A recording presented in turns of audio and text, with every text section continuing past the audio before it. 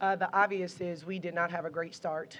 Not real sure what was going on there, but we were a step slow, didn't take care of the ball. It looked like we were headed for a really problematic 40 minutes.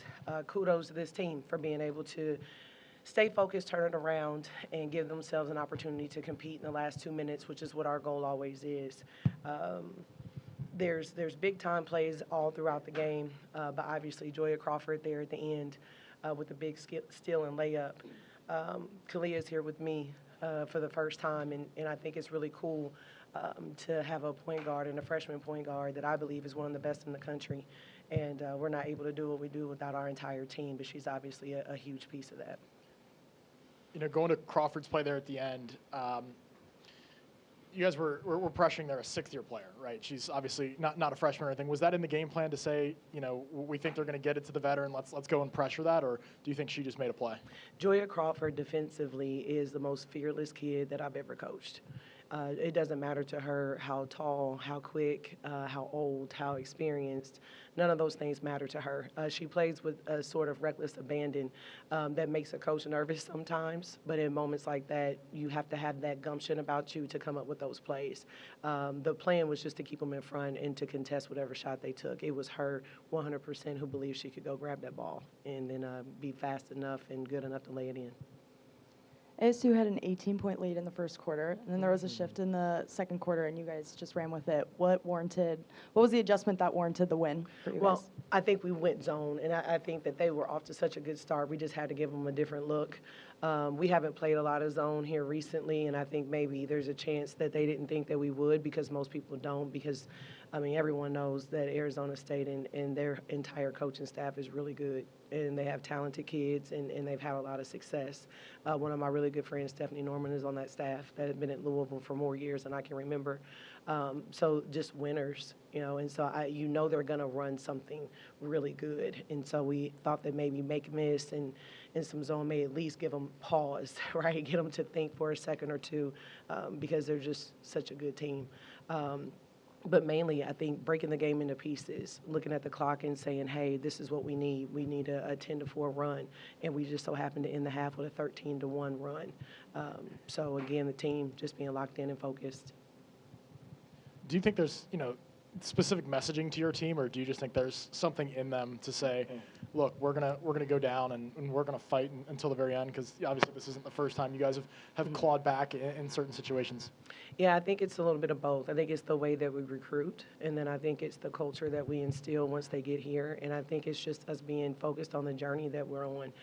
Everyone knows we're young. Everyone knows that, you know, the first game that Caliyah and Dee played in the same was the third conference game. Everybody knows all the details, right? Missed games here, hurt here, injury this, minute restriction here. This team has done a great job of shutting out the noise and staying focused on our journey because it's only us who knows what our challenges, adversity, and obstacles are. And to me, that's the biggest reason that we have an opportunity to fight back is we continue to instill in them not to allow anybody to infiltrate our space.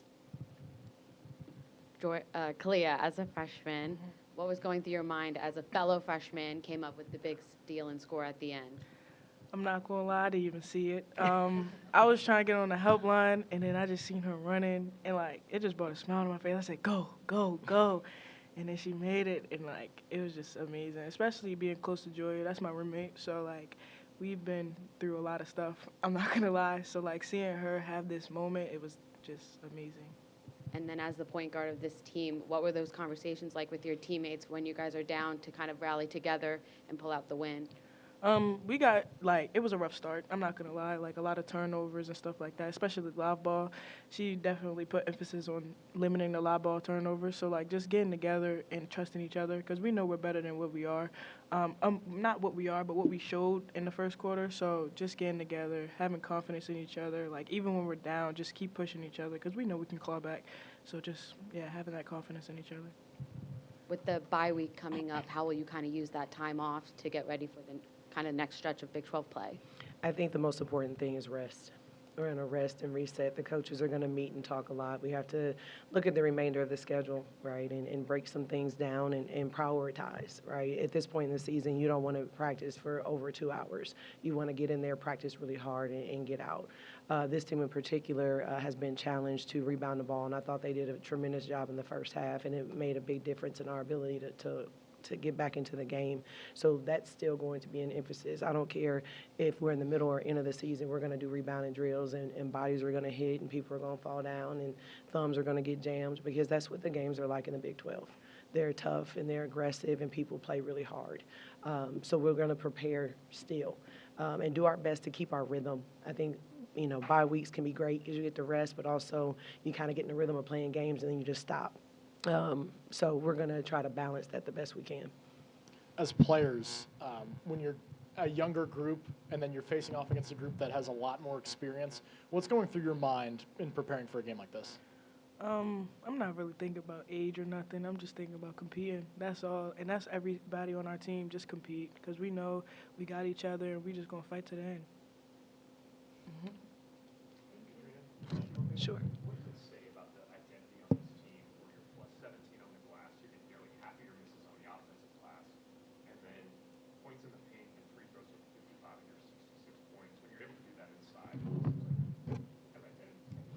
Well, what we wanted it to be from the beginning is that rebounding is the single most important thing. You can be really good defensively, and if you don't rebound the ball well, you're going to give up an easy 2 at the end. If you want to push in transition, which again, I think we have one of the best transition point guards in the country, you have to rebound the ball. And so we've been hammering this in, the importance of it. And sometimes when you have players that have less experience than the teams that you're competing against, they are coming from a level where they're just able to rebound the ball because they're bigger, taller, stronger, more athletic. And I think what they found out early on is that's not enough.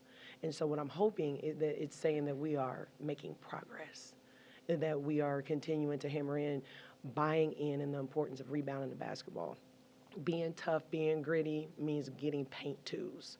I would love to establish in the paint and then kick out for threes. I mean, we've got Maya Perry who wouldn't want to do that. But ultimately, defense and rebounding are going to travel with us, and that's what we're going to have to continue to get better with. Yep, thank you. Thank you. Thank y'all. Appreciate you being here. Thank you. Y'all get home safe and stay warm. Please. The weather. Who did this for me? That's an extra step.